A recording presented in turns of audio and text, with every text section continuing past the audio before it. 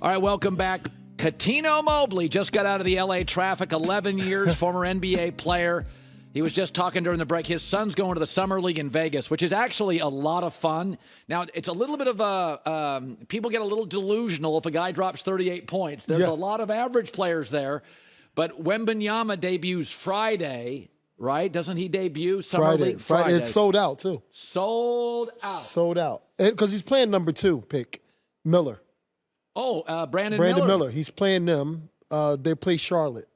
So it's been sold out for the past week, maybe week and a half. Can't wait. Yeah, it's crazy. Go back to your career. Wembanyama is viewed as somebody that will get into the 20s like a LeBron rookie year. Uh-huh. Best rookie you ever competed against or played with, and did you know immediately in Summer League or in camp? Best rookie I ever competed against is LeBron James, by far. It's not even close. So you remember the rookie year? Not even close. Do you remember the first game?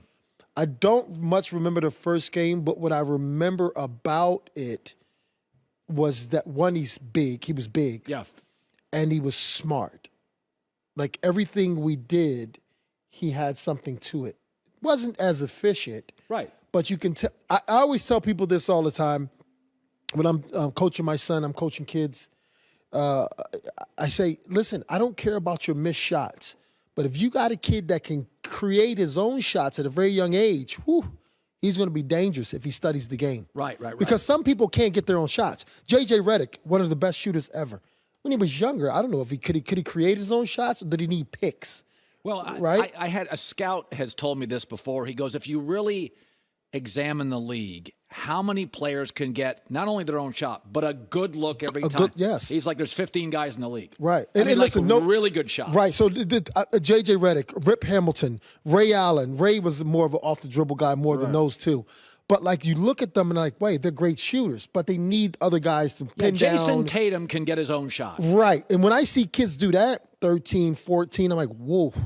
Now you just got to study, because now it just becomes you become more efficient in your game. But you spotted LeBron's IQ immediately. I mean, he's just everything he does. And I think Tracy McGrady said this. They were asking Tracy McGrady about LeBron and Kobe and who would win 1v1. And Tracy was like, I would give the edge to Kobe. Well, because Kobe's more of an offensive one-on-one player. Right. LeBron James is a 5-on-5 savant. Yeah. He just like sees everything. So he'll make us 4 right here, or if it's 5 of us, he'll make us 4 of us right here. We go to playoffs with him because he just knows how to make everybody feel good. Well, Kobe didn't always elevate others. Right. I say that about Dame. He's only had 1 year of over 8 assists. Dame can make the team better and himself better. LeBron makes every teammate better. Matthew Dellavedova got paid. Dellavedova. And hasn't played since. Yeah, everybody gets paid. Hasn't played since. That's why Jay, everybody loves. Right, Jay? If Austin Reeves is playing for the Wizards, Austin Reeves with LeBron, everybody's like, how about that? And I'm like, how about that? 4-year college guy, 10 a game. I like Austin. Everybody with LeBron looks great.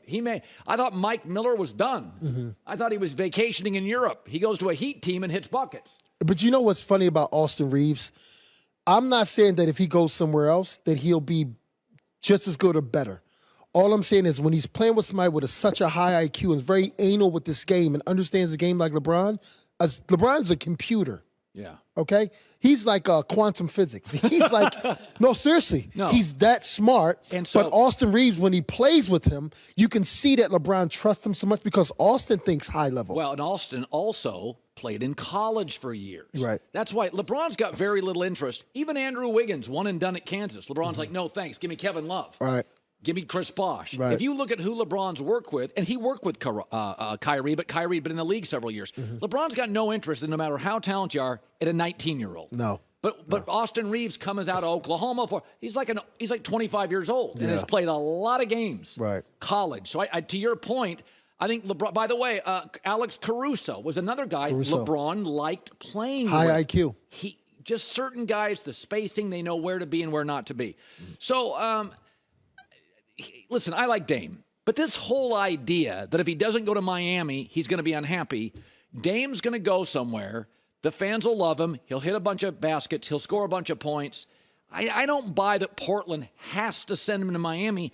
He's not a powder. He's not a villain. It's not who Dame is. If he went to Philadelphia and the fans embraced him, he'd make it work.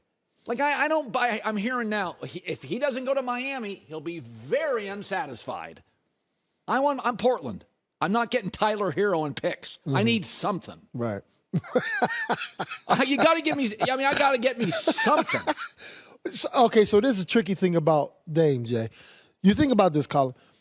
Dame is amazing in Portland. Yeah.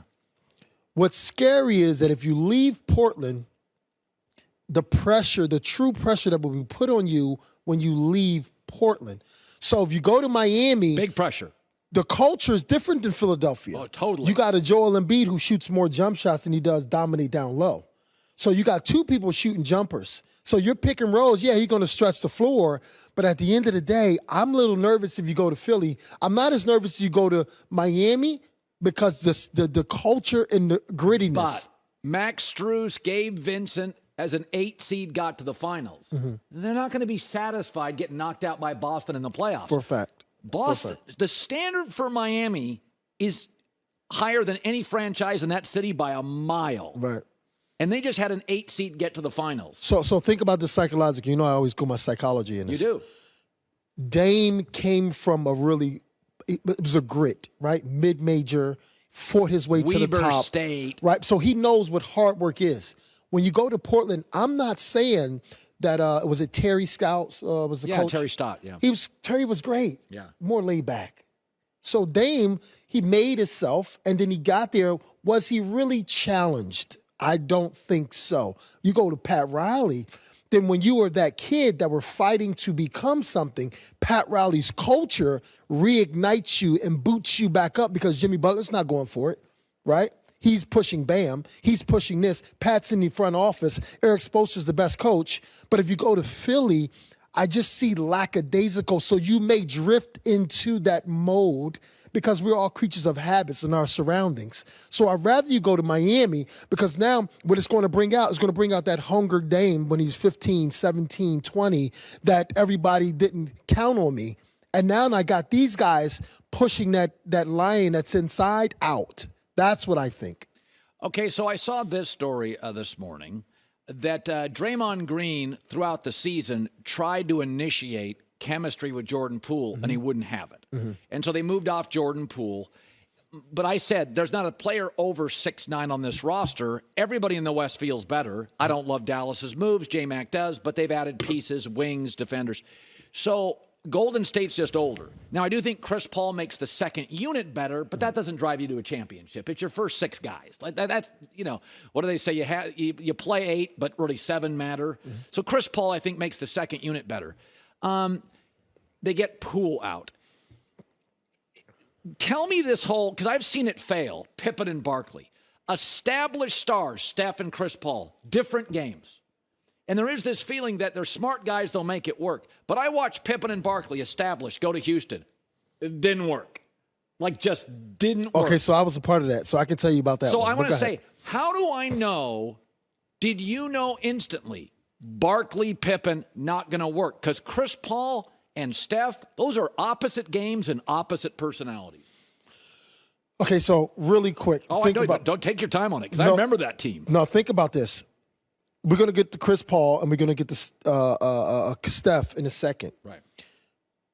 Scottie Pippen is what? Pass first type of point forward. Slasher. Right.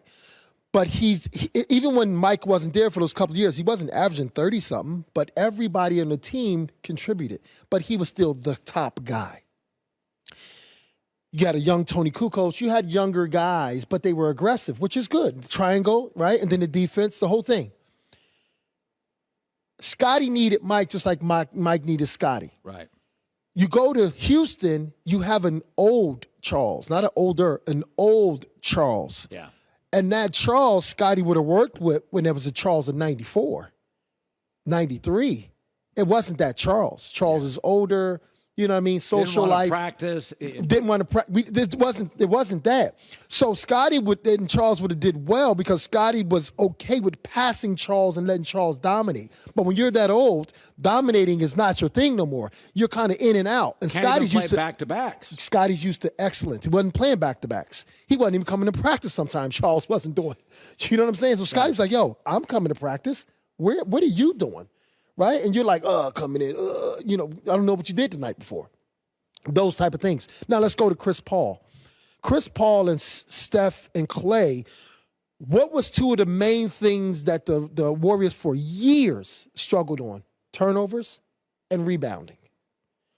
Okay, we can live with the rebounding, but the turnovers is what changes games big time. And Chris doesn't commit a lot of them. There you go. So now let Chris facilitate with Draymond with the pick and rolls. And maybe Kuminga. And Kuminga, you're going to make Kuminga better. Chris makes all young guys better.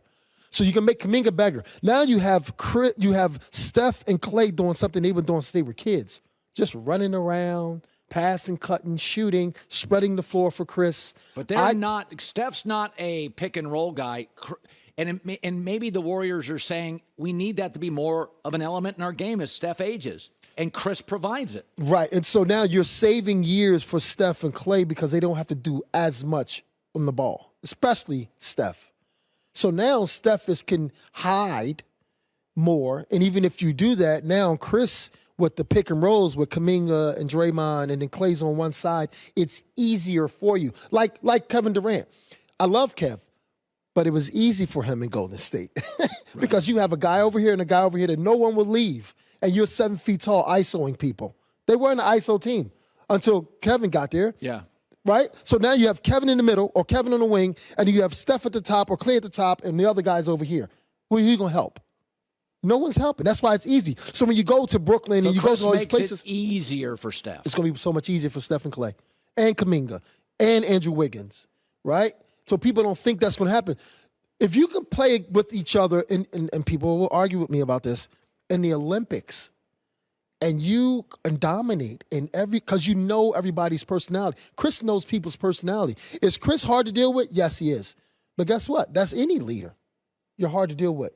You got here, you're not listening to everybody. You pushed your way through. There was a lot of adversity that was happening. But you started to listen more to yourself, and then everybody started to respect your word because now they see that what you were saying, oh, it mattered. Oh, it made sense. Oh, it's successful. So let's just go with that.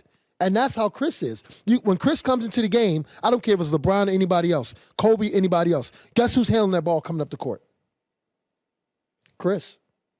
Jason Kidd. That's who's handling the ball, and he's going to let them do their thing.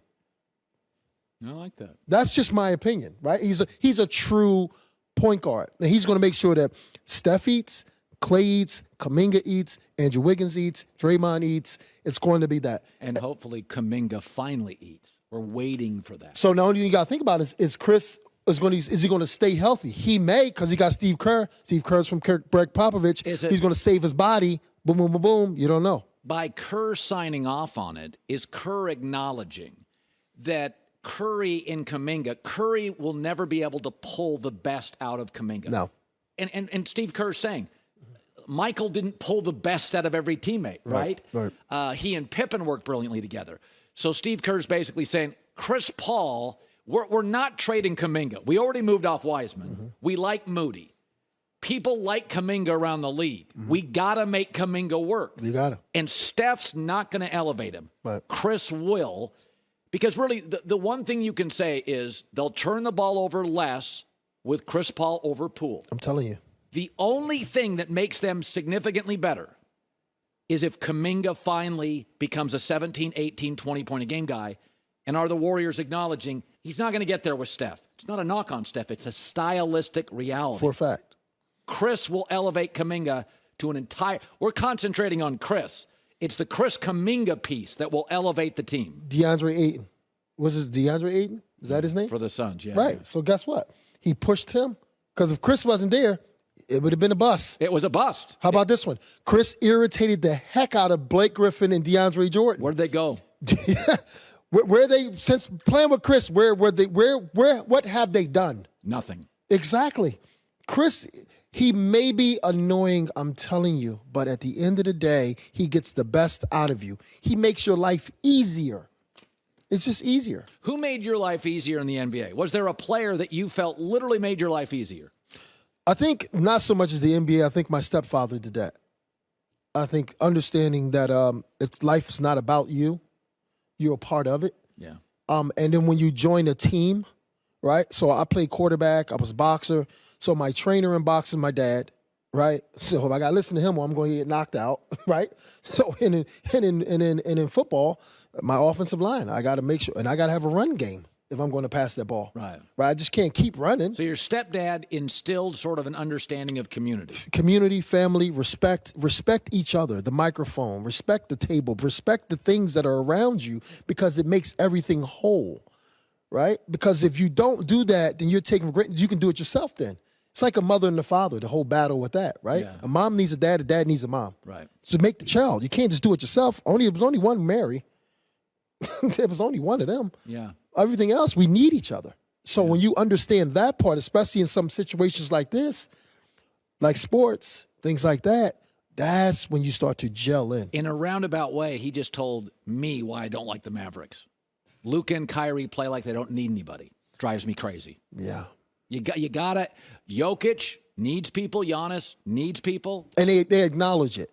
Oh, it's they acknowledge it, right? Like for Luka, I think he's the most talented, but when you don't take care of your body like you should, it drives me nuts. That to me means you can care, but do you care? Right. You understand? Like you can care because now I'm going to look bad if I don't play well, but I can still get like Luka can get past it with like a beer belly. Oh, he'll score 30 against a beer anybody. belly. It goes back Jake, to, keep it a buck. Son, and you a workout guy. No, I tell my daughter when she interviews for a job, don't ask about vacation time. I'm not saying you're not going to work swear hard. that's Nobody wants to hear, hey, how many weeks?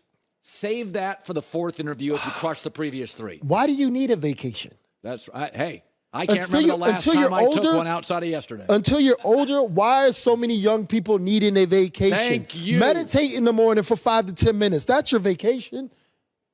What are we doing? That's right. How many vacations are you going to do? This guy? Wait a minute. Lives on a cruise ship. Cuttino, you're telling me you don't want to take vacations when you're young? I'll take vacations at 10 minutes every single morning. Yeah, this is the way to live right Why here. are you taking vacations when you're younger? To see the world, the beautiful world?